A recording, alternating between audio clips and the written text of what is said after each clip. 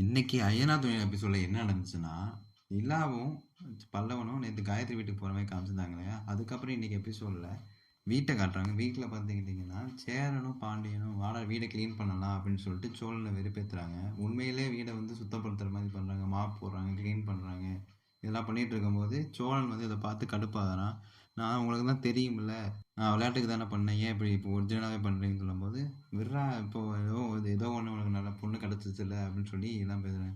Even அவங்க அப்பா நட்டேஷனை வந்து மாப் போட்டுட்டு ஒரு வழியாக வந்து என் மருமகளுக்கு ஒரு நல்ல வாழ்க்கை அமைய போகுது, இங்கே பாரு சேரா உனக்கு ஒரு பொண்ணு அமைய மாட்டேங்குது, இவனுக்கு பாரு 2 பொண்ணு அமைஞ்சிருக்கு அப்படின்னு சொல்லும்போது சேரன் சொல்கிறான், இல்லைப்பா நிலாவுக்கு நல்ல வாழ்க்கை அமைய போகுது, இப்போதான் எனக்கு சந்தோஷமா இருக்குன்னு சொல்லி சோழனை வெறுப்பேற்றுறாங்க. அப்புறம் பல்லவனும் நிலாவும் காயத்ரி வீட்டுக்கு போயிடுறாங்க.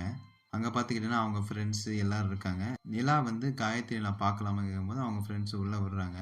அப்புறம் அவங்க ஃப்ரெண்ட்ஸ் சொல்கிறாங்க, நீ காயத்ரி வந்து உள்ள ரூம் பூட்டிட்டு வெளியே வரவே இல்லை அப்படின்னு சொல்கிறாங்க. அதுக்கப்புறம் காயத்ரி வந்து உன்னை கூப்பிட்டு போக தான் வந்திருக்கோம், கதவை திறன்னு சொல்லும்போது கதவை திறக்கிறா காயத்ரி. அதுக்கப்புறம் நிலா சொல்கிறா, நான் தனியாக பேசணும் அப்படின்னு சொல்கிறான். அதனால 2 பேர் ரூம்குள்ளே போய் பேசிக்கிறாங்க.